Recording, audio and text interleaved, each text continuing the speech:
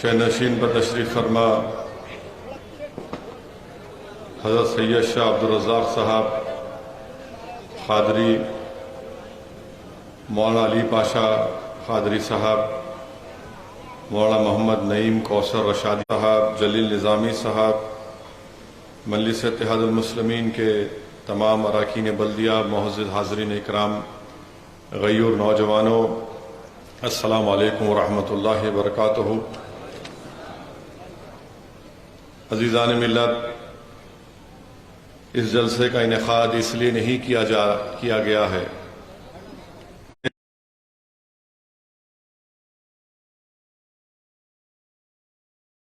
سے کم ہے۔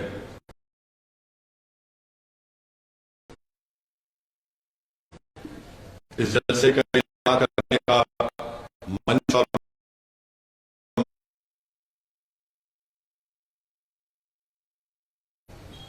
ہم اپنے بزرگوں کی ان قربانیوں کو یاد کریں اور زمانے کو اور دنیا کو یہ بھی بتائیں کہ یقیناً وطن عزیز کو آزادی ملی، مگر آزادی کی جنگ میں ہم صرف پسینہ بہانے والوں کو یاد نہیں کر سکتے اور جان کی قربانی دینے والوں کو ہم ان کو فراموش نہیں کر سکتے۔ جنہوں نے پسینہ بہایا یقیناً ہم ان کو یاد کریں گے اور یاد کرتے رہیں گے۔ معزز علماء کرام نے آپ کے سامنے سید احمد شہید رحمۃ اللہ علیہ، حضرت اسماعیل دہلوی رحمۃ اللہ علیہ کا ذکر کیا، وہیں پر پلاسی کی جنگ کا بھی ذکر کیا۔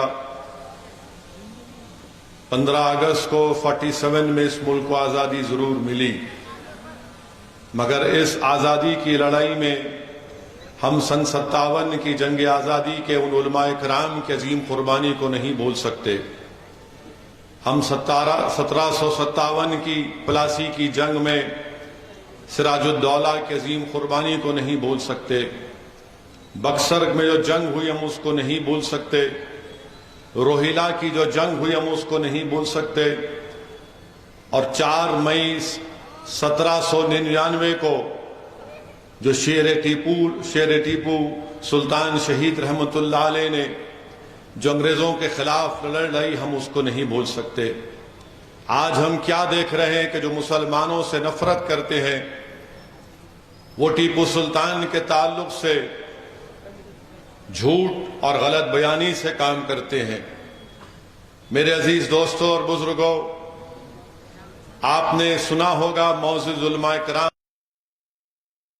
سے اور ملت کے ذمہ داروں سے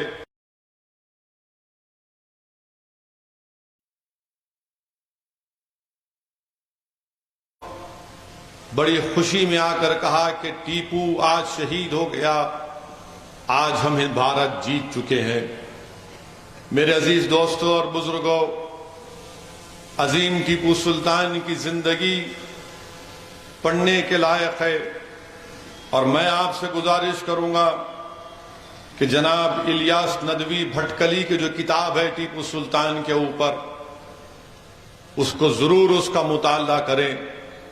اگر نوجوانوں کو وقت ملا، جس کو اردو نہیں آتی، انگریزی میں بھی وہ کتاب دستیاب ہے، کیونکہ ٹیپو سلطان کی زندگی کے واقعات پڑھنے سے ہی ہم کو معلوم ہوگا کہ ٹیپو سلطان کی انگریزوں سے جنگ اور ٹیپو سلطان کی شہادت کیسے بھارت کو آزادی دلانے کا ایک راستہ بتاتی ہے۔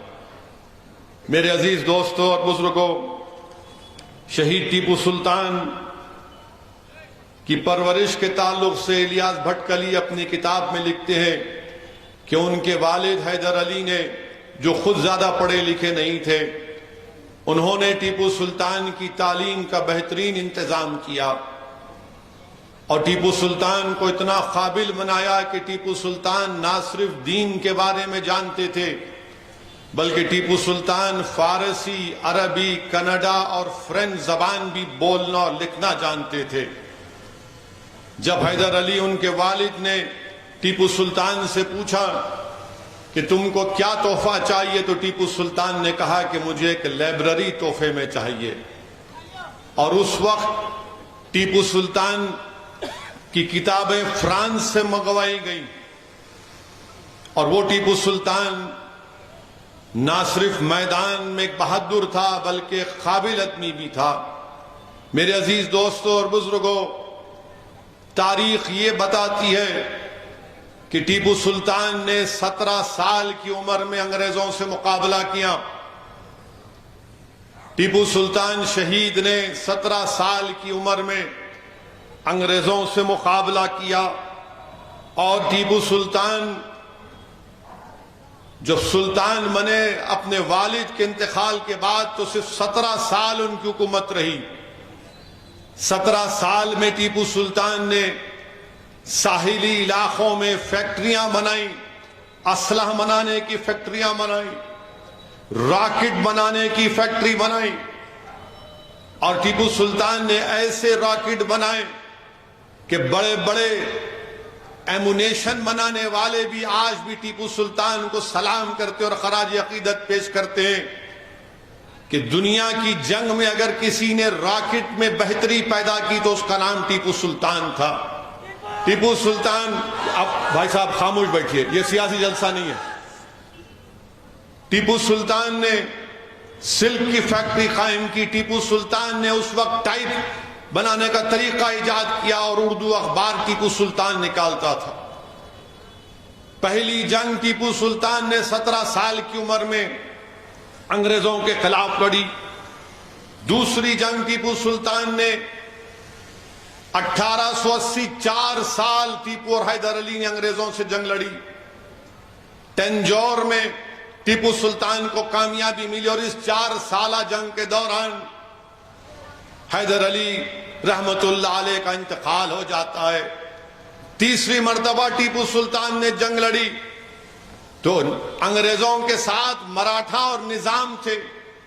टीपू सुल्तान को कामयाबी नहीं मिली।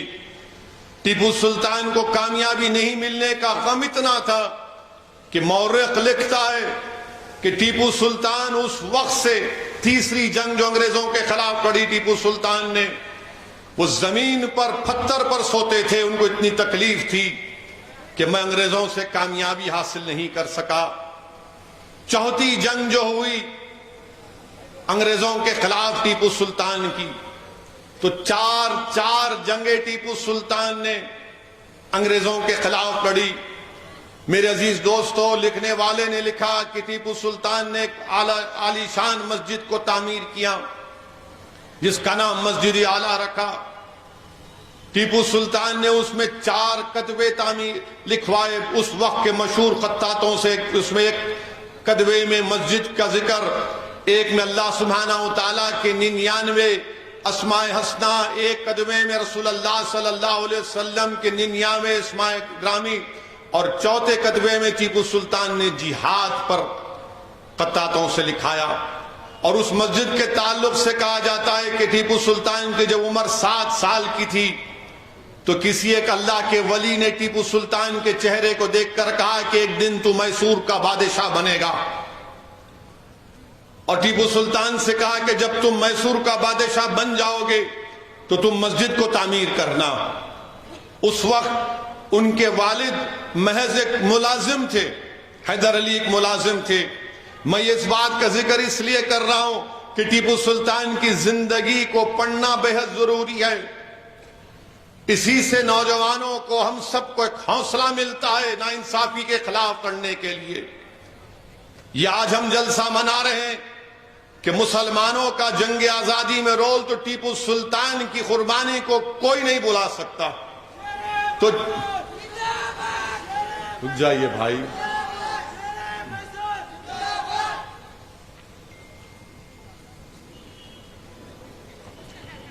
चौथी जंग जो टीपू सुल्तान की हुई, जरा बोलिए हादी साहब, आपके चाहने वाले दिख रहे कोई, या तो आप ऊपर जाकर बैठ जाइए झंडा हिलाते हुए, यहां से रोकिए ना तो फिर।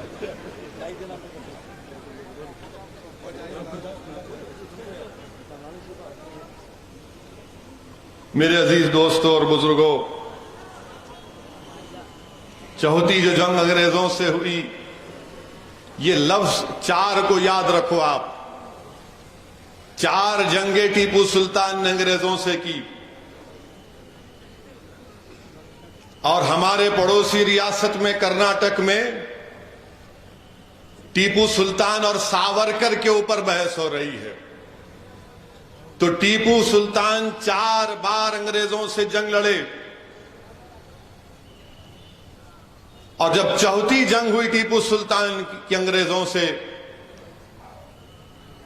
तो मीर सादिक ने गद्दारी की। मीर सादिक ने गद्दारी की, अंग्रेजों से मिलकर मीर सादिक ने टीपू सुल्तान के किले पर जो तोपें थी उसमें बारूद नहीं मट्ठी रख दी और वाकयात में आया कि 4 मई के दिन जब टीपू सुल्तान जोहर की नमाज पढ़कर बैठे थे तो 4 मई के दिन जोहर की नमाज पढ़ के टीपू सुल्तान जब कुछ खाना खाना चाह रहे थे, एक लुकमा अपने मुंह में डाला तो उनके पास ये खबर आई कि अंग्रेज किले में दाखिल हो गए और सैयद अब्दुल गफ्फार शहीद हो गए हैं। तो टीपू सुल्तान ने अपने खाने को छोड़ा, उनके घोड़े का नाम ताऊस था, घोड़े को मंगाया, बंदूक को अपने गले में डाला, तलवार मंगाई और कहा कि आज फैसले का दिन है। और टीपू सुल्तान अपने किले में डोडी दरवाजे की तरफ, दिल्ली दरवाजे की तरफ जाना शुरू कर दिए। तो मीर सादिक ने अंग्रेजों को बताया कि सुल्तान टीपू शहीद निकल चुके हैं। जब टीपू सुल्तान डोडी दरवाजे की तरफ जाती हैं तो वहां पर अंग्रेजों का दाखिला हो चुका था। टीपू सुल्तान उनसे मुकाबला करते हैं, फिर वापस जाना चाहते हैं टीपू किसी और दरवाजे की तरफ, तो वहां पर भी किसी ने उनसे गद्दारी की थी, उसने भी दरवाजा बंद कर दिया। आप अंदाजा लगाइए कि यह शख्स नमाज जोहर से मगरिब के वक्त तक लड़ता रहा। अंग्रेजों से यह शख्स टीपू सुल्तान नमाज जोहर से मगरिब तक लड़ता रहा। एक नौ मुस्लिम उनका खादिम था, वो भी अंग्रेजों को अपना जमीर बेच चुका था। टीपू उससे पलट कर कहते थे कि थोड़ा पानी पिला दे, मगर उसने पानी नहीं दिया। जोहर से लेकर मगरिब आ गई, अब सूरज गुरूब होने वाला है, टीपू थक चुके हैं। एक गोली जिस्म पे टीपू की लग जाती है और टीपू मुकाबला करते रहते हैं, क्योंकि टीपू ने अल्लाह से वादा किया था कि अल्लाह जब तक मेरे जिस्म में जान रहेगी मैं इन काफिर अंग्रेजों से मुकाबला करता रहूंगा। फिर इनके सामने जो एक और गद्दार था वो अंग्रेजों से उंगली से इशारा कर कहता है कि यही सुल्तान है, इसको मार दो। मेरे अजीज दोस्तों और बुजुर्गों, लिखने वाले ने अच्छा लिखा कि टीपू सुल्तान ने सिब्त रसूल सल्लल्लाहु अलैहि वसल्लम की सुन्नत पर चलकर यह बता दिया, जिस तरह करबला के मैदान में आले रसूल और इमाम हुसैन को प्यासा रखा गया था, टीपू ने भी सिब्त रसूल इमाम हुसैन और आले रसूल की सुन्नत पर चलकर बता दिया कि जालिमों से मुकाबला होगा और पंजा आजमाई होगी। आप अंदाजा लगाइए कि जोहर से लेकर टीपू लड़ रहे हैं, मगरिब का वक्त आ गया, गोलियां चलती हैं टीपू सुल्तान के ऊपर, एक नहीं 3 गोलियां टीपू को लगती हैं। तो टीपू गिरते हैं तो एक गोरा अंग्रेज आकर टीपू सुल्तान के जिस्म को हाथ लगाता है तो टीपू सुल्तान की गीरत जागती है। टीपू सुल्तान ये कहते हैं कि तू नजीस है, तू मेरे जिस्म को कैसे हाथ लगा सकता है। टीपू फिर खड़े हो जाते हैं और उस अंग्रेज जो आपके जिस्म को हाथ लगाकर आपके जिस्म से जो हीरा लेना चाहता था, टीपू उस पर वार करते हैं। वो अपनी बंदूक की नाल से अब टीपू के वार को रोकता है। लिखने वाले ने लिखा कि टीपू ने अपने अतराफ में जितने अंग्रेज थे उनको वासिले जहन्नम किया। तो एक अंग्रेज उनकी दाईं कनपट्टी पर बंदूक लगाकर गोली चला देता है और टीपू की रूह परवास कर जाती है। میرے عزیز دوستوں اور بزرگوں، جب ٹیپو شہید ہو جاتے ہیں، گر جاتے ہیں، انگریز یقین نہیں کرتے. انگریز یہ سمجھتے ہیں کہ ٹیپو فرانسیسی سپاہیوں کے ساتھ کسی اور جگہ پر نکل گئے. مگر بعد میں ان کا جو نو مسلم خادم تھا، جو اپنا ایمان بیچ چکا تھا، وہ آ کر نشاندہی کرتا ہے کہ ہاں یہ ٹیپو سلطان کی لاش ہے. انگریز نے جب دیکھا تو ٹیپو سلطان کی آنکھیں کھلی تھیں، اور لکھنے والے نے لکھا کہ ایسا لگ رہا تھا کہ ٹیپو اپنی آنکھوں سے انگریزوں سے کہہ رہا ہے کہ دیکھو میری آنکھ ابھی بند نہیں ہوئی ہے. ٹیپو کی آنکھیں کھلی تھیں. انگریز جنرل نے جب ٹیپو کے جسم کو ہاتھ لگایا تو دیکھا کہ جسم گرم تھا ٹیپو کا.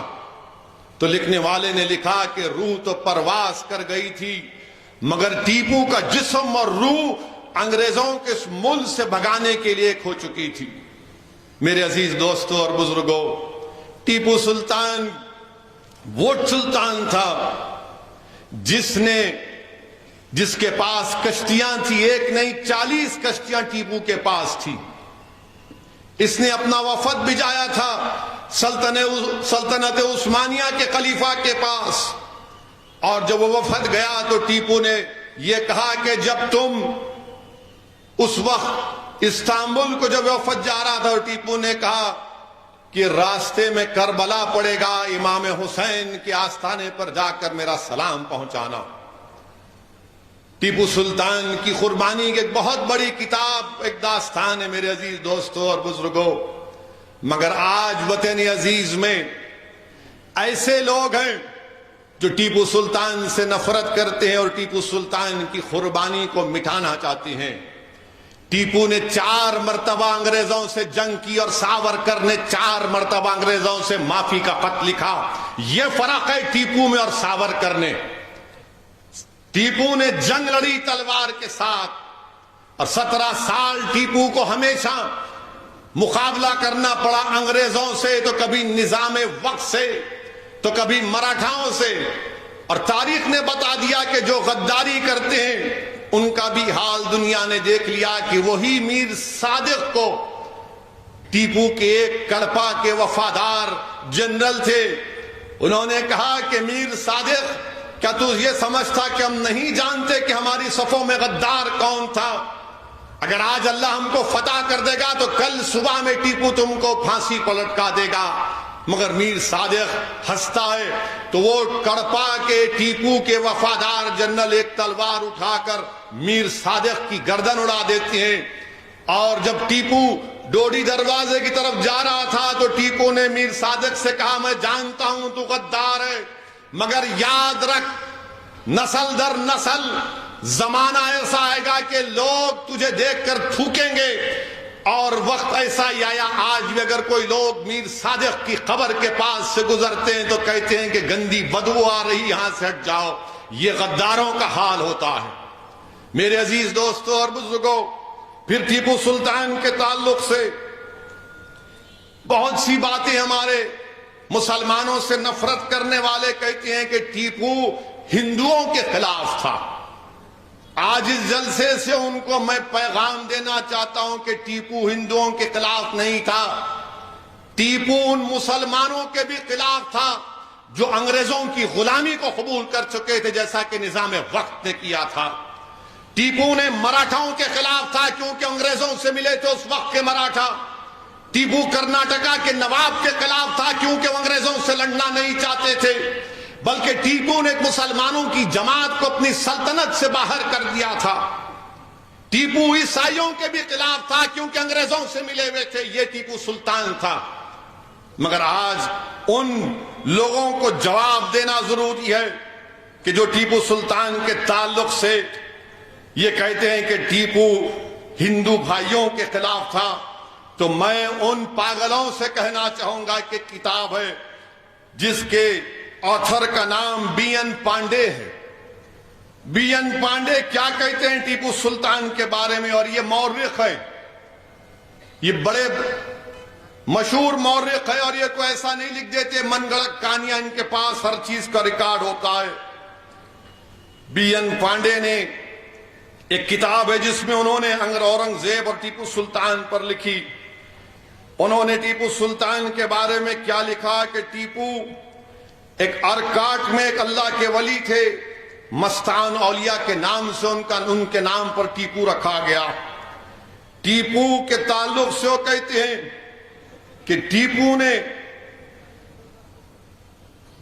جگت گرو ہندو مٹھ کے سنگری کو خط و کتابت کی، ان کو تحفے اور تحائف دیے.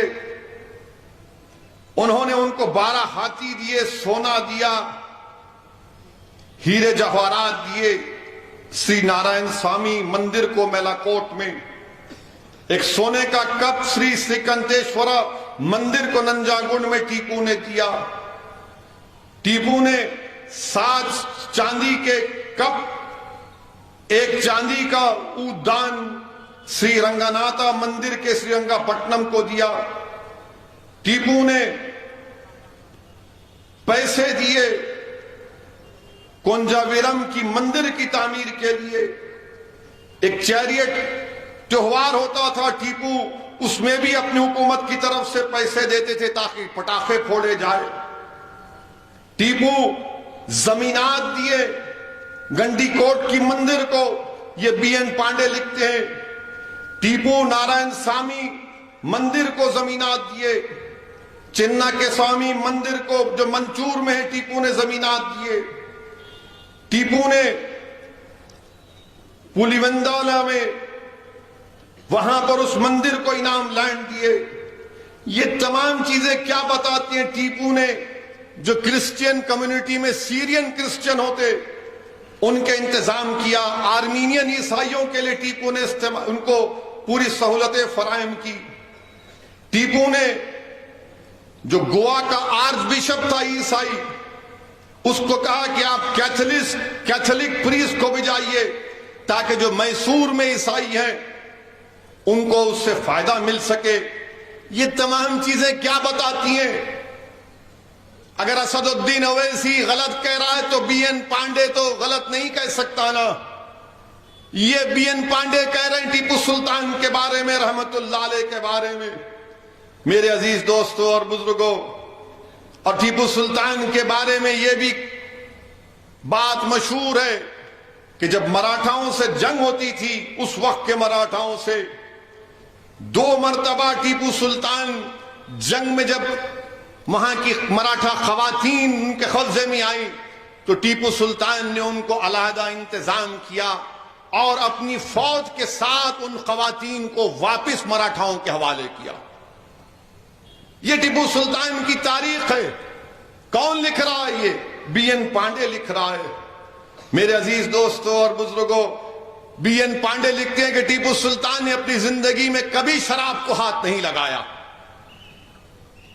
یقیناً ٹیپو سلطان ایک مسلمان تھا، 5 وقتہ نمازی تھا، مگر ٹیپو سلطان کسی دوسرے مذہب کے خلاف نہیں تھا. میرے عزیز دوستوں اور بزرگوں، ٹیپو سلطان نے جب امریکہ کو 4 جولائی 1783 میں آزادی ملی تو امریکہ کی آزادی پر ٹیپو نے 108 توپوں کی سلامتی امریکہ کو پیش کی. آپ بتائیے کتنا دور اندیش تھا. نیپولین کے پاس لوگوں کو بھیجایا. ٹیپو نے نظام وقت کے پاس کئی خط و کتابت کرے کہ آؤ ملتے ہیں، مل کر لڑتے ہیں. ہمارا دشمن انگریز ہے، غلامی قبول نہیں کرنا چاہیے انگریزوں کی. ٹیپو کے کئی خط و کتاب، بلکہ اس وقت کے نظام وقت کا نام یاد نہیں آ رہا. ٹیپو نے جا کر جب ان کے والد زندہ تھے ملاقات کی، ان کو ہاتھی دیے، جواہرات دیے. تو اس وقت کے نظام نے ٹیپو کو خطاب دیا تھا کہ نصیب الدولہ کا خطاب دیا تھا. میرے عزیز دوستوں اور بزرگوں، یہ ٹیپو سلطان کے واقعات ہیں. یہ ٹیپو سلطان کے بارے میں بی این پانڈے نے اپنی کتاب میں لکھا. میں آپ سے گزارش کروں گا نوجوانوں سے کہ ٹیپو کی زندگی کا مطالعہ کریں. اور جو لوگ آج مسلمانوں سے نفرت کی بنیاد پر ٹیپو سلطان سے نفرت کرتے ہیں، تم بتاؤ پھر بی این پانڈے جو لکھ رہا ہے وہ سچ ہے یا جھوٹ ہے؟ اگر جھوٹ ہے تو تم بتاؤ تمہارے پاس کیا ریکارڈ ہے؟ ہاں بادشاہ وقت ہے، اگر کوئی بادشاہ کے خلاف لڑے گا تو بادشاہ مذہب نہیں دیکھتا تھا۔ میرے عزیز دوستوں اور بزرگوں، وہیں پر اگر یہ بات بھی اگر ان کو سمجھ میں نہیں آئی تو بھارت کی آزادی کے بعد 1950 میں ہم کو پہلا آئین ملا، کانسٹیٹیوشن ملا۔ اس آئین کی جب کتاب بنائی گئی تھی، اس کتاب میں بھارت کے کانسٹیٹیوشن میں ان تمام لوگوں کی تصاویر ہے جو آج بھاجپا کے لوگ ٹیپو سے نفرت کرتے ہیں۔ بتاؤ کیا تم سردار پٹیل سے زیادہ عقل مند تھے، یا تم ہو کہ سردار پٹیل کی موجودگی میں جو بھارت کی آئین کانسٹیٹیوشن بننے کے بعد ایک کتاب چھاپی گئی تھی، قانون ساز اسمبلی، کانسٹیٹیوشن اسمبلی کہتے ہیں، اس کتاب میں ٹیپو سلطان کی فوٹو ہے۔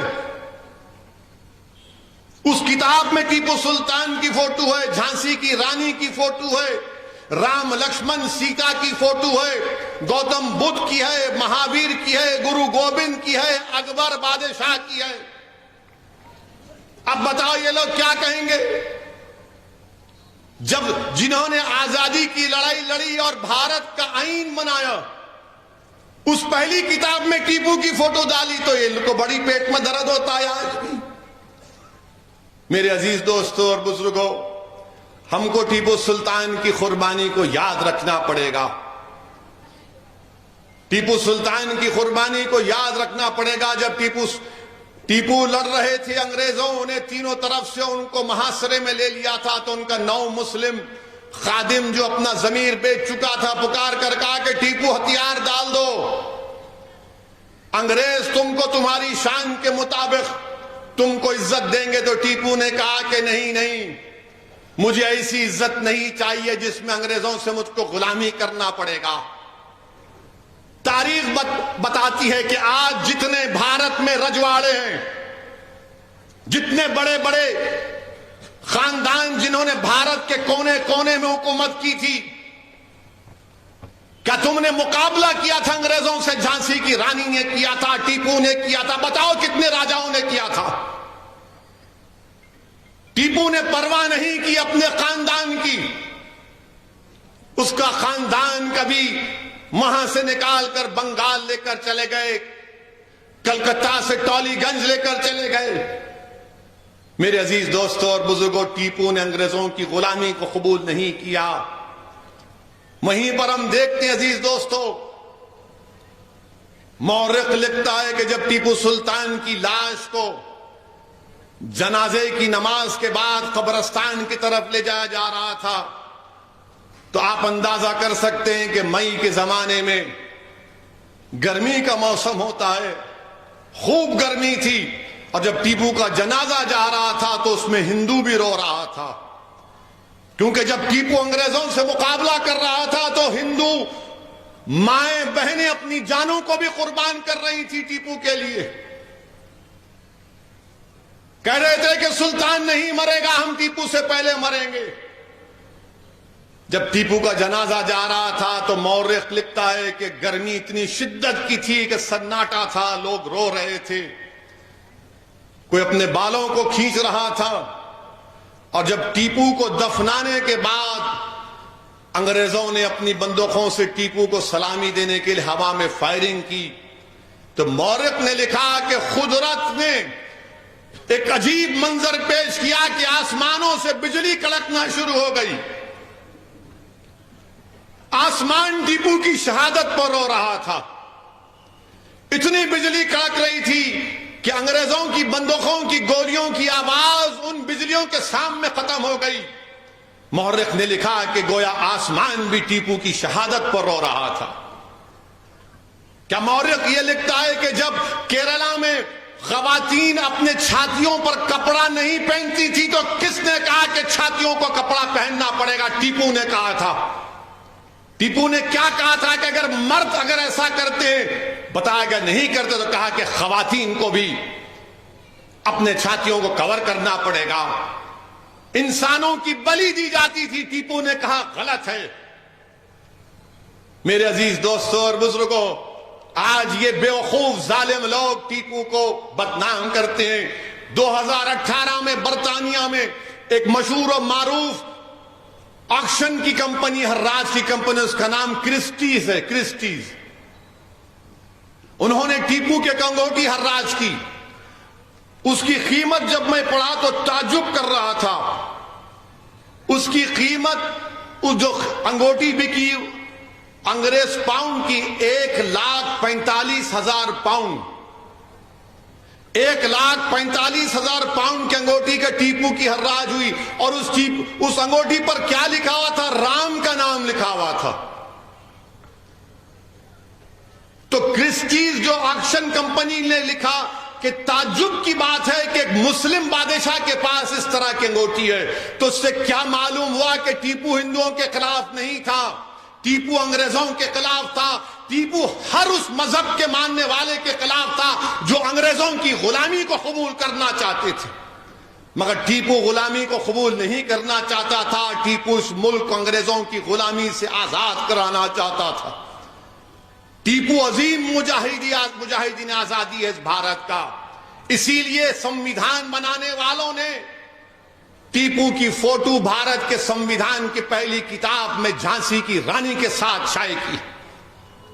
تو جو لوگ آج ٹیپو اور ساورکر کی بحث کر رہے ہیں، کہاں زمین اور کہاں آسمان، کوئی مقابلہ نہیں ہو سکتا ٹیپو سے، کوئی مقابلہ نہیں ہو سکتا۔ اس نے اپنا سب کچھ قربان کر دیا تھا اس ملک کو آزاد کرانے کے لیے۔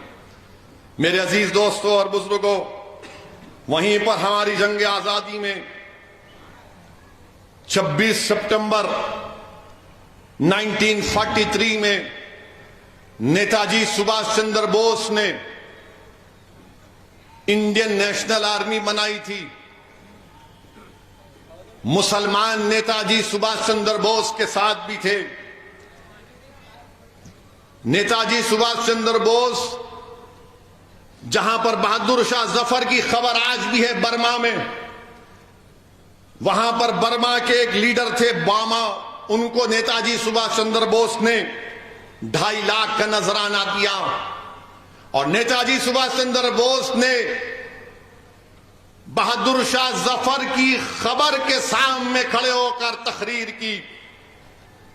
نیتا جی سبھاش چندر بوس نہایت ہی قابل اور نہایت ہی نفیس ترین انسان تھے، اور نیتا جی سبھاش چندر بوس نے جب انڈین نیشنل آرمی دوبارہ بھارت میں جا کر بھارت کو آزاد کرانے کی لڑائی میں جا رہی تھی، تو نیتا جی سبھاش چندر بوس نے بہادر شاہ ظفر کی خبر پر کھڑے ہو کر یہ شعر پڑھا تھا ظفر کا کہ غازیوں میں بو رہے گی جب تلک ایمان کی، غازیوں میں جب تلک بو رہے گی ایمان کی، تخت لندن تک چلے گی تیغ ہندوستان کی۔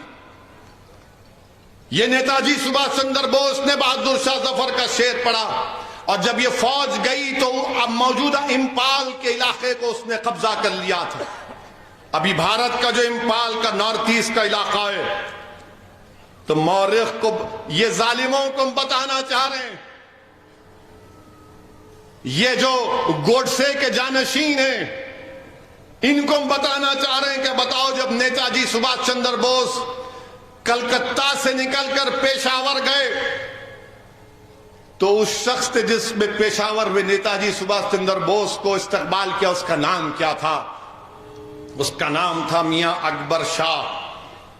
نیتا جی سبھاش چندر بوس جب جرمنی سے یورپ سے ایشیا سب مرین میں گئے، کون تھا وہ جس نے نیتا جی سبھاش چندر بوس کے ساتھ تھا؟ اس کا نام عابد حسن تھا، حیدرآباد کے عابد حسن صفرانی، وہ ساتھ تھے۔ اس کے بعد جو نیتا جی نے پہلا ڈویژن بنایا فوج کا، جو نارتھ ایسٹ موجودہ بھارت کا نارتھ ایسٹ میں گئے، اس کا فوج کا ڈویژن کا انچارج کون تھا؟ محمد زماں اس کا نام تھا۔ اور کس نے ترنگا لہرایا تھا امفال میں؟ اس شخص کا نام شوکت ملک تھا۔ نیتا جی سبھاش چندر بوس جو آخری مرتبہ پلین میں بیٹھ کر گئے، اس کے بعد نیتا جی کسی کو دنیا میں نظر نہیں آئے. کون تھا نیتا جی کے ساتھ ان کے زندگی کے آخری سفر میں؟ اس کا نام حبیب الرحمان تھا. اس کا نام حبیب الرحمان تھا. نیتا جی سبھاش چندر بوس کے تعلق سے جب وہ سنگاپور میں تھے تو سنگاپور میں آ کر کسی نے کہا کہ سنگاپور کے مندر میں چلو نیتا جی سبھاش چندر بوس، مگر صرف آپ آ سکتے، آپ کی آرمی کے لوگ نہیں آ سکتے. تو نیتا جی نے کہا کہ اگر سبھاش چندر بوس آئے گا تو سب میرے ساتھ آئیں گے. یہ نیتا جی سبھاش چندر بوس تھے. اور پھر وہاں پر دوسری جنگ عظیم کے بعد انگریزوں نے جاپان کو ہرایا اور سنگاپور پر قبضہ کیا، تو وہاں سے ان لوگوں کو گرفتار کر لیا گیا تھا. لال قلعے میں ایک بہت مشہور مقدمہ چلا. 5 نومبر 1945 کو لال قلعے میں مقدمہ چلا اور نیتا جی کی فوج میں جو لوگ تھے سپاہی ان کو لایا گیا. اور پھر مہاتما گاندھی ان نیتا جی کے سپاہیوں سے ملنے گئے تھے، انڈین نیشنل آرمی کے. تو مہاتما گاندھی نے ان سپاہیوں سے پوچھا سبھاش چندر بوس کے کہ تم کیسے ہو؟ تو انہیں کہا ہم اچھے ہیں. کسی چیز کی شکایت ہے؟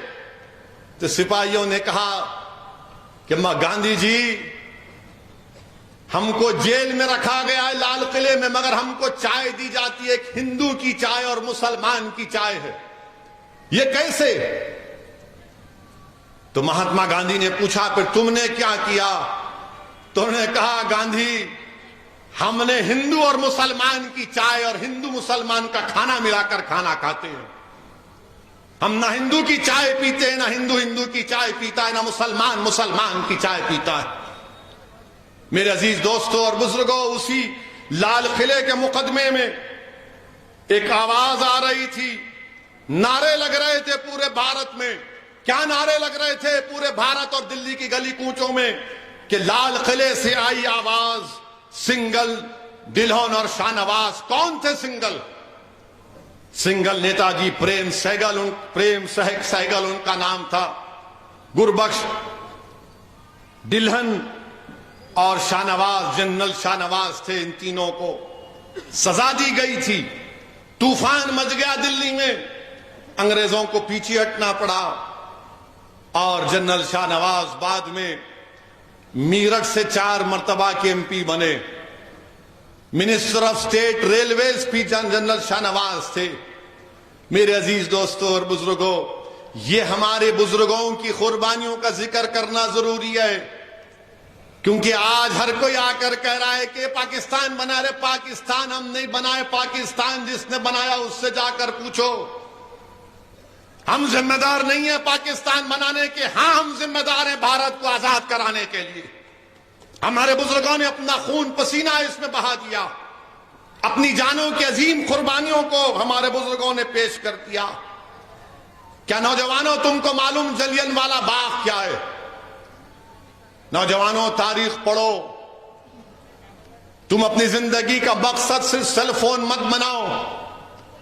تمہاری زندگی کا مقصد صرف انسٹاگرام یا سنیپ چیٹ نہیں ہے. تمہاری زندگی کا مقصد یہ کہ کتنے لائکس تمہاری فوٹو پر آئے. تمہاری زندگی کا مقصد یہ بھی ہونا چاہیے کہ تم تاریخ پڑھو، اپنی بزرگوں کی قربانیوں کو یاد کرو. جلین والا باغ کب ہوا؟ 13 اپریل 1919 کو جلین والا باغ ہوا. اس وقت کے مجاہدین آزادی کو گرفتار کر لیا گیا تھا. رولٹ ایکٹ کے خلاف ڈاکٹر سیف الدین کچلو. تو ہندو، مسلمان اور سکھ نکل گئے، احتجاج کرنے کے لیے نکل گئے. تو اس وقت انگریز جنرل ڈائر آیا اور دیکھا کہ مجمع سناٹا ہے. ایک شخص تقریر کر رہا ہے. جنرل ڈائر کو بڑی تکلیف ہوئی، اس کے غرور کو، اس کے انا کو ٹھیس پہنچی. اس نے فوج سے کہا گولی چلاؤ، فائر کرو. 1000 لوگ مر گئے اس میں. 1000 لوگ مر گئے، بچے، بوڑھے، ضعیف سب مر گئے اس میں. 1000 لوگ. اور اس جلین والا باغ میں مرنے والوں کا نام آپ کے سامنے رکھتا ہوں. عبد الخالق صاحب، کارپیٹ فیکٹری کے ملازم 70 سال کے ہیں. عبداللہ ولد لال محمد 20 سال کے. احمد دین کریم بخش کے بیٹے 20 سال کے. احمد خان 11 سال کا بچہ، کم سن بچہ. برکات احمد 20 سال کے. الہی بخش، فتح محمد، شمس الدین، شیخ جان، عمر بخش، فیروز الدین، یعنی ہندو مسلمان سب کا سکھ کا خون اس میں شامل تھا، کیونکہ بھارت کو آزاد کرنا تھا. میں اس لیے ذکر کر رہا ہوں میرے عزیز دوستوں اور بزرگوں، تاکہ جلن والا باغ میں مسلمان بھی شہید ہوئے یاد رکھنا ضروری ہے، ہندو بھائیوں کے ساتھ اور سکھ بھائیوں کے ساتھ. اور مورخ، انگریز مورخ لکھتا ہے the other side of mutiny میں ایک چشمدید عورت کا واقعہ لکھتا ہے کہ وہ عورت اپنے شوہر کو تلاش کرنے نکلی تو لاشوں کے ڈھیر سے اس کی شوہر کی لاش نکلی. وہ غم میں نڈھال ہو کر اپنی شوہر کے لاش کے پاس بیٹھ گئی تو اس نے دیکھا کہ ایک بچہ، 10 معصوم بچہ، کم سن بچہ رو رہا ہے، زخمی ہے. تاریخ میں آیا کہ 1000 لوگوں کو جنرل ڈائر نے گولی مار کر ہلاک کیا، اتنے ہی 1200 کے قریب لوگ زخمی تھے. ایک کم سن بچہ تھا تو یہ خاتون اس بچے کو دلاسا دے رہی تھی، اور ایک بچہ کہہ رہا تھا کہ مجھے میری اماں یاد آ رہی ہے، تم مت جاؤ یہاں سے، تم میرا ہاتھ چھوڑ کر مت جاؤ. وہ عورت یہ کہتی ہے، وہ انگریز مورخ کو، کہ میں نے کئی لوگوں کو پانی کی بھیک مانگتے سنا، میں نے کئی زخمیوں کو دیکھا. اس عورت نے کہا کہ میں نے کتوں کو اس لاشوں کو کھاتے ہوئے دیکھا. یہ ملک کو ہم کو آزادی ملی، ایسے نہیں ملی میرے عزیز دوستوں اور بزرگوں. ٹیپو سلطان کے ساتھ 10,000 لوگوں نے جام شہادت کو نوش فرمایا تھا. 10,000 لوگ ٹیپو سلطان کے ساتھ شہید ہوئے. جلن والا باغ میں 1000 لوگ شہید ہوئے. یہ عورت چشمدید گواہ ہے. چوری چورا کا واقعہ، چوری چورا کے پولیس اسٹیشن کے پاس کون ذمہ دار تھا چوری چورا کا؟ عبداللہ اور لال محمد. عبداللہ اور لال محمد چوری چورا کے واقعے کے مجاہدین تھے. اور انگریزوں نے کیا کیا؟ چوری چورا میں بھون دیا لوگوں کو. عبداللہ اور لال محمد کو پھانسی کے تختے پر لٹکا دیا. چوری چورا کا واقعہ پڑھو. یہ لوگ وہ لوگ تھے جو اپنے کاروبار کے اعتبار سے چوڑیاں بیچتے تھے. آج ہم نے کیا کر دیا؟ مدھیہ پردیش اندور میں وہی چوری چورا کے چوڑی بیچنے والوں کا ایک شخص جب چوڑی بیچنے گیا تو وہاں پر مدھیہ پردیش میں اس کو جیل میں ڈال دیا گیا انہیں سے لگا کر کہ اس نے کسی سے چھیڑخانی کی. 75 سال کی آزادی کا جشن منا رہے ہیں، چوری چورا کے ان جانشینوں کو جیل میں ڈال دیا جاتا ہے. میرے عزیز دوستوں اور بزرگوں، نوجوانوں، کیا تم جانتے ہو کہ شولاپور میں گاندھی کو گرفتار جب معلوم ہوا تو شولاپور شہر میں عبد الرشید اور قربان حسین نوجوان تھے. گاندھی کی گرفتاری کی خبر ملی تو شولاپور کے ماحول کو انہوں نے گرم کر دیا اور کہا کہ گاندھی کو گرفتار کیا گیا، اور پورے شولاپور میں احتجاج کیا. اور انگریزوں نے عبد الرشید اور قربان حسین پر بغاوت کا الزام لگا کر یہ شولاپور کے ان عظیم مجاہدین کو تختے پر لٹکا دیا. مسلمانوں، کیا تم جانتے ہو کہ شیخ مظہر نانوتوی کون تھے؟ علماء جانتے ہیں شیخ مظہر نانوتوی کون تھے. اور شیخ مظہر نانوتوی رحمت اللہ علیہ کی ایک عادت تھی کہ اپنی زبان سے ہمیشہ اپنے ہونٹ کو چوستے رہتے تھے. اپنی زبان سے اپنے ہونٹ کو چوستے رہتے تھے. لوگ بولتے یہ کیا کرتے ہیں حضرت؟ اپنی زبان سے ہونٹ کو چوستے رہتے ہیں، کیا وجہ ہو؟ یہ عادت کیوں پڑی؟ ایک شخص تھا پیچھے پڑ گیا اور پوچھا کہ شیخ بتاؤ، شیخ مظہر نانوتوی صاحب، آپ کی یہ عادت کیوں ہے کہ آپ اپنی زبان سے ہونٹ کو کیوں چوستے ہیں؟ تو شیخ مظہر نانوتوی رحمت اللہ علیہ نے بتایا کہ شاملی کی جب انگریزوں سے جنگ ہوئی تھی، حاجی امداد اللہ مہاجر مکی رحمت اللہ علیہ کے ساتھ میں تھا. حاجی امداد اللہ مہاجر مکی بانی جامع نظامیہ انور اللہ شاہ فاروقی کے پورے مرشد ہیں. ہم حاجی امداد اللہ مہاجر مکی کے ساتھ تھے. انہوں نے کہا کہ مولانا رشید احمد گنگوہی رحمت اللہ علیہ ساتھ تھے. ان کے بھائی مولانا محمد منیر نانوتوی تھے، قاسم نانوتوی تھے. شیخ مظہر نانوتوی کہتے ہیں کہ میرے پیر میں گولی لگی اور میں اچانک کیا دیکھتا ہوں کہ آسمان سے حوریں اتر رہی ہیں. آسمان سے حوریں اتر رہی ہیں اور جس کی روح قبض ہونے والی روح ان سے کہہ رہی یہ لو، یہ اپنا، یا ان کے ہاتھوں میں ایک جام تھا، اس کو پیو، اس کو پیو. تو اچانک ایک حور شیخ مظہر نانوتوی کے پاس آ کر ان کو بھی پیالہ دیا اور وہ اپنا پیالہ منہ کو لگائے تھے کہ ایک اور آ کر کہا کہ نہیں، اس کا وقت ابھی نہیں آیا ہے، اس کا وقت ابھی نہیں آیا ہے. تو شیخ مظہر نانوتوی نے کہا کہ میں نے تھوڑا سا اس کی مٹھاس کو اپنے لب پر محسوس کیا تو ہمیشہ اس کو یاد کرتا ہوں. یہ ہمارے بزرگوں کی قربانیاں ہیں. اور آج جب مسلمانوں کو جیل میں ڈال کر، جھوٹے کیسوں میں ڈال کر، مدرسوں کے بچوں کو جیل میں ڈال کر کہا جاتا ہے کہ یہ حوروں کی خواہش میں ملک سے غداری کر رہے ہیں، ارے ظالموں، شیخ مظہر نانوتوی کی قربانی کو پڑھو. جب ان کے سامنے عظیم علماء کرام ان کی روحیں قبض کی جا رہی تھی تو شیخ مظہر نانوتوی رحمت اللہ علیہ کہہ رہے کہ اللہ نے آسمان سے حوروں کو بھیجا اور ان شہیدوں سے کہا کہ پلاؤ ان کو یہ جام. جن مدرسوں کے علماءوں نے اس ملک کو آزاد کرانے کے لیے اپنا سب کچھ قربان کر دیا، آج تم انہی مدرسوں کو بدنام کرتے ہو، انہی مدرسوں کو بدنام کرتے ہو. تم نے کیا کیا بدنام کرنے والوں؟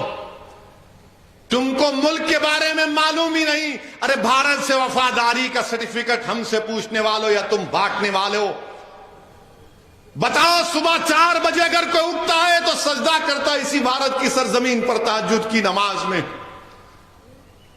فجر کی نماز ہوتی ہے پر بھارت کی سرزمین کو سجدہ کرتا ہے، ظہر کی نماز میں، عصر کی نماز میں، مغرب کی نماز میں، عشاء کی نماز میں، نفل سنت موقدہ میں. ارے مجھ سے زیادہ اس زمین پر سجدے کرنے والا کوئی ہے ہی نہیں، کیونکہ مجھے اس زمین سے محبت ہے. اور پھر بولتے کہ یہ بھارت تمہارا نہیں ہے، تم دوسرے درجے کے شہری بنا دیے جاؤ گے. ظالموں، یاد رکھو، ہم مسلمانوں کا عقیدہ یہ ہے کہ جب اللہ سبحانہ و تعالیٰ نے حضرت آدم علیہ السلام کو دنیا میں بھیجا تو حضرت آدم علیہ السلام جو سب کے ڈیڈی ہیں، بابا ہیں، وہ بھارت کو آئے تھے. علماء موجود ہیں، پوچھ لیجئے. حضرت آدم علیہ السلام بھارت سے کئی مرتبہ حج کرنے گئے، وہ بھارت کو نہیں چھوڑے، حج کر کے واپس آئے. اور ہمارا عقیدہ یہ ہے کہ سب حضرت آدم علیہ السلام کی نسل سے ہیں، وہ سب کے باپ ہیں. میرے عزیز دوستوں اور بزرگوں، چھوڑو یہ باتیں جو مسلمانوں سے نفرت کرتے ہیں. اگر جہالت کی بنا پر کرتے ہیں تو میں ان سے اپیل کر رہا ہوں کہ تاریخ کا مطالعہ کرو. مجھے تکلیف اس بات کی ہے کہ ہم آزادی کے 75 سال منانے جا رہے ہیں، اور جس دن بھارت کے پردھان منتری لال قلعے سے تقریر کرتے ہوئے بھاشن دے کر کہا کہ بھارت میں مہیلاؤں کو، خواتین کو عزت ملنی چاہیے، ہم کو عزم لینا، حوصلہ لینا چاہیے کہ خواتین کو عزت کی نگاہوں سے دیکھنا چاہیے. ابھی پردھان منتری کا بھاشن ختم نہیں ہوا تو خبر آ گئی کہ بلقیس بانو کی جس نے عزت لی تھی ان کو گجرات کی بھاجپا کی سرکار نے ان کو چھوڑ دیا. پردھان منتری نے اپنی تقریر میں بیگم حضرت محل کا ذکر کیا. کون تھی بیگم حضرت محل؟ بیگم حضرت محل اپنے کم سن بچے کے ساتھ ہاتھی پر بیٹھ کر انگریزوں سے مقابلہ کیا تھا. ہاتھی پر بیٹھ کر شہید احمد اللہ ان کے ساتھ تھے. بیگم حضرت محل نے لکھنؤ کی ریزیڈنسی پر حملہ کر دیا، بلکہ انہوں نے ایک جنگ بھی جیتی تھی. بیگم حضرت محل نے ایک جنگ بھی جیتا. میرے عزیز دوستوں اور بزرگوں، انگریز پوری فوج کو جمع کیے. بیگم حضرت محل کو لڑتے لڑتے نیپال میں پناہ لینا پڑا. آج بھی ان کی خبر نیپال کی جامع مسجد میں بیگم حضرت محل کی خبر ہے. بی اما کون تھی پردھان منتری؟ آپ جانتے ہیں بی اما کون تھی بھاجپا والوں؟ بی اما برقع پہن کر naan cooperation quit India movement میں تقریر کرتی تھی کہ گاندھی نے کہا بی اما سے. بی اما میواتی کون تھی؟ بیٹا بیمار تھا، شوہر جیل میں تھا، تو اس میوات کی بہادر ماں نے خط لکھا اپنے شوہر سے، کہا کہ خبردار اپنے بیٹے کی بیماری کا بہانہ مت بنا کر انگریزوں کے خلاف انگریزوں سے سمجھوتا نہیں کرنا. بتائیے پردھان منتری کیا اس طرح خراج عقیدت پیش کریں گے حضرت محل کو، بی اما کو؟ کیا اسی لیے بی اما حضرت محل نے اس ملک کے لیے قربانی دی کہ ان کی بیٹی جس کا نام بلقیس بانو ہے اس کو عزت لوٹنے والوں کو چھوڑ دیا جائے گا؟ کون ہے بلقیس بانو؟ 2002 میں بلقیس بانو کو گجرات کے اس پروگرام میں، جینوسائیڈ میں، بلقیس بانو کو اس کے پڑوسیوں نے اس کی عزت لوٹی. وہ بلقیس بانو جو پڑوسیوں کو چچا کہتی تھی، ان چچاؤں نے بلقیس بانو کی عزت لوٹی. وہ بلقیس بانو جس کے ہاتھ میں چوڑیاں تھیں، اس نے اس کی عزت لوٹنے والوں کی دکان سے اس وقت چوڑیاں پہنی ہوئی تھی، اس نے اس کی بلقیس بانو کی عزت لوٹی. بلقیس بانو حاملہ تھی جب اس کی عزت لوٹی گئی. بلقیس بانو کی 3 سال کی بچی تھی جس کو اس کی سامنے اس 3 سال کے بچی کو لے کر اس کے سر کو پتھر سے مار کر قتل کر دیا گیا. اس کے بعد باری باری سے ظالموں نے بلقیس بانو کی عصمت ریزی کی. بلقیس بانو کے سامنے اس کی ماں کو اور 4 رشتہ داروں کی عزت لوٹ کر ان کا قتل کر دیا گیا. بلقیس بانو برہنہ ہو چکی تھی، کپڑوں کا ٹکڑا لے کر آدیواسی بھائیوں بہنوں کے پاس بھاگتے چھپتے پھری، وہ کپڑا دیے. بلقیس بانو کے شوہر نے اپنی بیوی کو ہمت دلائی. میں سلام کرتا ہوں بلقیس بانو کے شوہر کو. اللہ مسلمان شوہروں کو بلقیس بانو کے شوہر سے حوصلہ حاصل کرو کہ اس نے اپنی بیوی کے انصاف کے لیے اپنے بیوی کے ہر طرح سے مدد کی. 2004 میں مقدمہ عائد ہوا. پولیس بلقیس بانو کی کہانی کو یقین نہیں کر رہی تھی. بلقیس بانو نے پولیس کے خلاف کیس کیا. میڈیکل ڈاکٹروں نے جھوٹی رپورٹ دی، بلقیس بانو نے ان کے خلاف رپورٹ کی، مقدمہ کیا. اس کا مقدمہ گجرات سے باہر ممبئی میں ہوا. ٹرائل کورٹ میں سزا ہوئی، پھر بمبے ہائی کورٹ میں ان کو سزا دی گئی. میرے عزیز دوستوں اور بزرگوں، 75 سال کی آزادی کا امرت اتسو منا رہے ہیں اور بھارت کی ایک بیٹی کے ساتھ اس طرح کا سلوک کر دیا جاتا ہے کہ اگر کسی کی بیٹی کی عزت لوٹی جائے گی اور اس کو کہا جائے گا کہ کیا تم راضی ہو کہ تمہاری بیٹی کی عزت لوٹی گئی، اس کی بیٹی کو قتل کر دیا گیا، اس کے پیٹ میں جو حمل تھا وہ ضائع ہو گیا، اس کو چند سال کے بعد چھوڑ دیا جائے گا، تم راضی ہو؟ تو کوئی باپ، کوئی ماں، کوئی بھائی، کوئی بہن تیار نہیں ہوگی، کوئی انسان تیار نہیں ہوگا. جس کے دل میں انسانیت زندہ ہوگی وہ کہے گا کہ نہیں، ایسے ظالموں کو جیل میں سڑانا چاہیے. میرے عزیز دوستوں اور بزرگوں، اس بات کی ہم کو تکلیف ہے کہ آزادی کا امرت اتسو تو منا رہے ہیں، مگر بلقیس بانو کہہ رہی ہے کہ میرا غم پھر سے تازہ ہو گیا، انصاف پر سے میرا اعتماد کمزور پڑ گیا. بتاؤ پردھان منتری آپ کیا کریں گے؟ اور ریویو کمیٹی جو کلیمنسی دی گئی CRPC میں ہے، قانون میں گنجائش ہے کہ اگر کوئی قیدی اتنے سال جیل میں رہتا ہے تو حکومت کے پاس اختیار ہے. کمیٹی بنائی ریویو کمیٹی. ریویو کمیٹی میں کون ہے؟ بھاجپا کے 5 لوگ، 2 MLA اس میں، اور ایک صاحب تو گودرا کے ٹرین کے اس واقعے میں پروسیکیوشن کے وٹنس تھے، وہ موجود. جو ٹرائل کورٹ کا جج کی بھی رائے لینا پڑتا، اس نے کہا کہ نہیں چھوڑنا چاہیے ان لوگوں کو جنہوں نے بلقیس بانو کی عزت لوٹی. اس کی ماں کی عزت لوٹ کر 4 خواتین کو مار دیا, اس کی بیٹی کو مار دیا. ٹرائل کورٹ کے جج نے کہا کہ نہیں, چھوڑنا چاہیے. آزادی کا امرت اتسو منا رہے ہیں. دیش کی 50% آزادی سے کیا پیغام دیش دے رہا ہے؟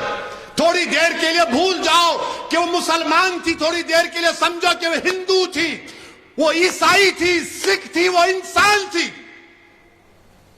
ہم ہندو مسلمان کے چکر میں ایک بچی سے جو اس کی عزت کے تار کو توڑ دیا گیا, آج بھارت میں کوئی آواز نہیں اٹھاتا. کہاں گیا وہ جذبہ, وہ روڈ پر آنا, وہ احتجاج کرنا؟ کچھ نہیں. کیوں کہ اس کا نام بلقیس ہے بول کر. یاد رکھو, آج بلقیس سے ہوا, کل کسی اور سے خدا نہ خواستہ نہ ہو جائے. اور وہ کیا کہتی ہے ملیز, وہ جو ریویو کمیٹی کے ملیز ایک ٹی وی چینل کا انٹرویو میں کہتی ہیں, کیا کہتی ہے؟ جن لوگوں نے بلقیس بانو کی عزت لوٹی وہ برہمن ہیں اور سنسکاری ہیں. کسی کی بیٹی کی عزت لوٹنے والا سنسکاری ہو سکتا ہے ظالم؟ اگر تیری بیٹی کی کوئی عزت لوٹے تو سنسکاری کہے گا تو اس کو؟ اس طرح کی بات آن ریکارڈ کہی گئی. ہم بھارت کے پردھان منتری سے پوچھنا چاہ رہے ہیں, ٹرپل طلاق کا قانون آپ نے بنایا تھا, آپ نے پارلیمنٹ اور پارلیمنٹ کے باہر کہا تھا کہ میں مسلم بہنوں کا بھائی ہوں. پردھان منتری بلقیس بانو بھی آپ کی بہن کی بیٹی ہے. پردھان منتری بلقیس بانو بھی آپ کی بھائی کی بیٹی ہے. آپ نریندر مودی ہیں مگر آپ دیش کے پردھان منتری ہیں, آپ ملک کے وزیر اعظم ہیں. ہم آپ سے اپیل کرتے ہیں, انصاف کی خاطر آپ اپنے اختیارات کو استعمال کریے اور ان 11 لوگوں کو دوبارہ جیل بھیجائیے.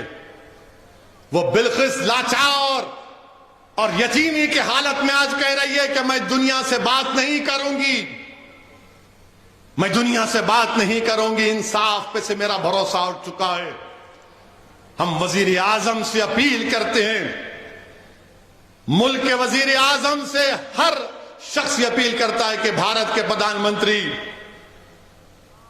تاریخ میں آپ کو کس طرح یاد کیا جائے گا وہ آپ فیصلہ کر لو. آپ 2 الیکشن جیت چکے ہیں مگر یہ انصاف کا معاملہ ہے, یہ انصاف کا معاملہ ہے. وزیر اعظم, آپ ملک کے 133 کروڑ عوام کے وزیر اعظم ہیں, آپ صرف ووٹ ڈالنے والوں کے وزیر اعظم نہیں ہیں, دیش کے پردھان منتری. آپ اپنے اختیارات کو استعمال کرو. بلقیس بانو اپنے گھر سے نکلنے سے ڈر رہی ہے.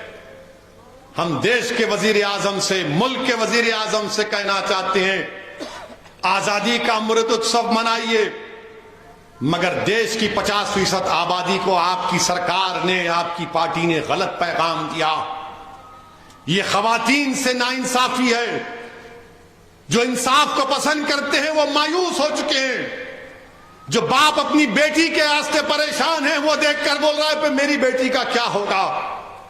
اس ملک میں کوئی دن نہیں جاتا جب ہماری خواتین پر ظلم نہیں کیا جاتا.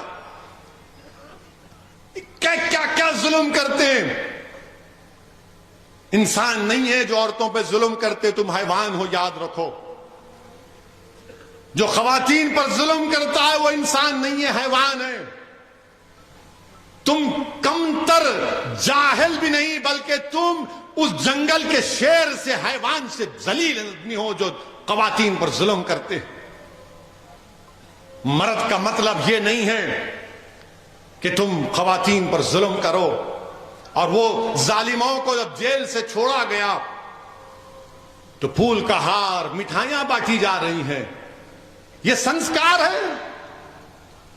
سوچ لو تھوڑی دیر کے لیے, اتنا بڑا مجمع ہے, میری آواز جو ویڈیو پر لوگ سن رہے ہیں, تم عالم تصور میں جا کر سوچو کہ بلقیس تمہاری بیٹی ہے اور اس کو عزت لوٹنے والوں کو اس طرح کا سلوک کیا جا رہا ہے.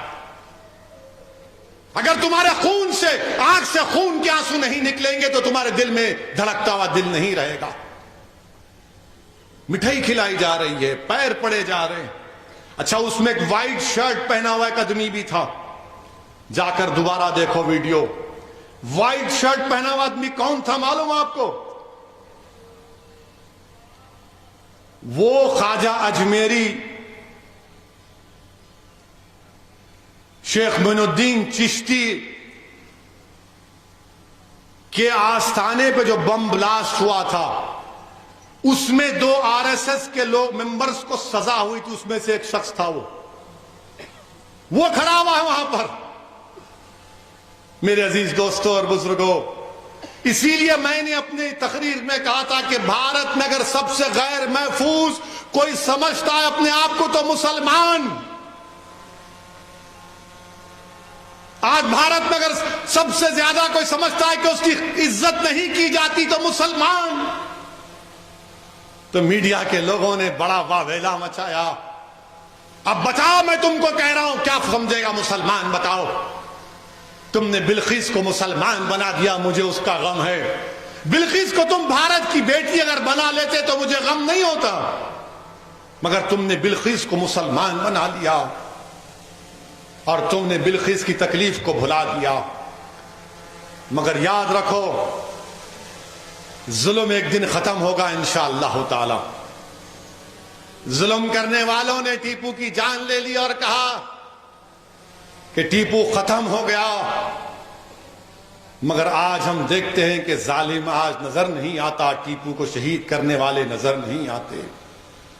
ہمارے علماء کرام نے اپنی جانوں کی نذرانے پیش کر دیے اس ملک کی آزادی کے لیے. یاد رکھو، ظلم کی زیادہ زندگی نہیں ہوتی ہے، انشاءاللہ تعالی ظلم ختم ہوگا. میرے عزیز دوستوں اور بزرگوں، میری آپ سے صرف یہی اپیل ہے کہ ہم 75 سال کی آزادی کا جشن منا رہے ہیں. یہ آزادی ہم کو آسانی سے نہیں ملی میرے عزیز دوستوں اور بزرگوں. ابھی ہم نے سنا کہ شیخ الہند مالٹا کی جیل میں تھے اور جیل کی کوٹری میں نہیں تھے، کھلے میدان میں ایک ٹینٹ لگا کر ان کے ساتھ 4 لوگوں کو رکھا گیا. ہفتے میں 1 دن نکلنے کی اجازت تھی. شیخ الہند کے جسم پر گرم گرم استری ان کے پیٹھ پر رکھ دی جاتی تھی. جب ان کا انتقال ہوا تو غسل دینے لوگ گئے تو انہوں نے دیکھا کہ شیخ الہند کے جسم پر یہ گرم گرم استری کے نشانات تھے. کہ اس لیے ہمارے بزرگوں نے قربانی دی. کیا آج تم ان کو بے عزت کرو گے؟ مگر یاد رکھو، یہ لوگ ہمارے لیے زندہ ہیں، یہ لوگ ہمارے لیے زندہ ہیں. ہم ان کو زندہ رکھیں گے. اور کیسے زندہ رکھیں گے؟ ان کے راستے پر اپنی زندگی گزاریں گے، وہی ایثار اور قربانی کے مظاہرے کریں گے، سنویدھان کے دائرے میں رہ کر انشاءاللہ تعالی ظالم کے ظلم کو روکیں گے. میرے عزیز دوستوں اور بزرگوں، اپنے ہمت اور حوصلے کو برقرار رکھیے، ایک طاقت بنیے. ٹیپو سلطان سے غداری کرنے والے مسلمان، سراج الدولہ سے غداری کرنے والے مسلمان، نواسہ رسول امام حسین پر پانی بند کرنے والے مسلمان، تو رسول اللہ صلی اللہ علیہ وسلم کو ارشاد مبارک کو یاد رکھیے کہ رسول اللہ صلی اللہ علیہ وسلم نے فرمایا تھا اخرج فإنک منافق. پہچانو ان منافقین کو، ان اپنی صفوں سے پہچانو کہ کون تمہارا دوست اور دشمن ہے. صبح قیامت تک یہ لوگ رہیں گے، مگر آپ سے اپیل کر رہا ہوں کہ پہچانو اپنوں کو اور اپنے سے ظلم کرنے والوں کو. تم کو دوست اور دشمن کی پہچان کی ضرورت ہے. کون تمہارا ہمدرد ہے، کون تمہارا ہمدرد نہیں ہے، پہچانو اس کو. اور میں اپنی طرف سے کہہ رہا ہوں کہ مجھے کامیابی ملے یا نہ ملے، میں لڑتا رہوں گا. میری جماعت کے رفقا لڑتے رہیں گے انشاءاللہ تعالی. کیونکہ جب مورخ تاریخ لکھے گا تو یہ نہیں لکھ سکتا مورخ کہ مجلس اتحاد المسلمین کا ایک ذمہ دار اسد الدین اویسی اور اس کے ساتھی الیکشن کے نتیجے سے ناکام ہو کر ناکام بیٹھ گئے تھے. نہیں، ہم ناکام، سیاسی انتخابات کی ناکامی ہماری ناکامی نہیں ہو سکتی. لڑنا ہمارا زندگی کا مقصد ہے. ہم لڑتے رہیں گے. آج نہیں ملی کامیابی تو کل ملیں گی. اور آخر میں ہمارے ریاست کے چیف منسٹر کا بھی شکریہ ادا کرتا ہوں کہ انہوں نے ایک لمبا جدوجہد آزادی کے سلسلے میں پروگرام کا اعلان کیا. مجھے ذرا تکلیف ہوئی، تعجب بھی ہوا کہ جب اخبار میں اشتہار آیا تو ایک بھی مسلمان کی فوٹو نہیں. تو میں فوراً کیشو راؤ صاحب کو اور کے ٹی راما راؤ صاحب کو بتایا کہ بھائی صاحب، تلنگانہ میں جو مشہور 4 مجاہدین آزادی ہیں ان کا تو ذکر کر دیتے. مولوی علاؤالدین رحمت اللہ علیہ، حیدرآباد کی مکہ مسجد کے امام، تقریر خطبہ دیا، جہاد پر خطبہ دے کر مجمع کو لے کر وومنس کالج جہاں پر وہ ریزیڈنسی تھا ترے باز خان کے ساتھ گئے. کالا پانی میں سب سے پہلے کون گیا؟ مولوی علاؤالدین رحمت اللہ علیہ کے 28 سال وہاں پر تھے. 28 سال. ترے باز خان کو گولی مار کر سلطان بازار میں کئی دن تک لاش کو لٹکایا گیا. عابد حسن صفرانی حیدرآباد کے، یہ جے ہند کا نعرہ کس نے دیا؟ عابد حسن نے دیا. سبھاش چندر بوس کو نیتا جی کا خطاب کس نے دیا؟ عابد حسن نے دیا. یہ جو ترنگا کا فائنل ڈیزائن کس نے کیا؟ سریا طیب جی نے. یہ فائنل ڈیزائن جو ترنگے کا ہے، آج جو مسلمانوں سے بول رہے ہیں ترنگا پکڑو، آپ تو ترنگا 1930 میں نہیں پکڑے تھے. آپ تو گلی پکڑ لیے تھے، پتلی گلی. سمجھ گئے نا آپ کون تھے.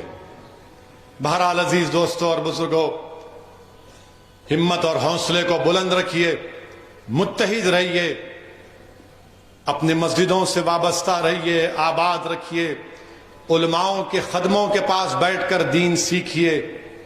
نوجوانوں، تم اس ملک اور مسلمانوں کا مستقبل ہو. تم کو نیک اور طاقتور بننا ہے. تم ہمارا مستقبل ہو، اور تم جب قابل بنو گے تو مستقبل کے جو پریشانیاں اور مشکلات پیدا ہوں گی، تم مشکلات کا سامنا کر پاؤ گے.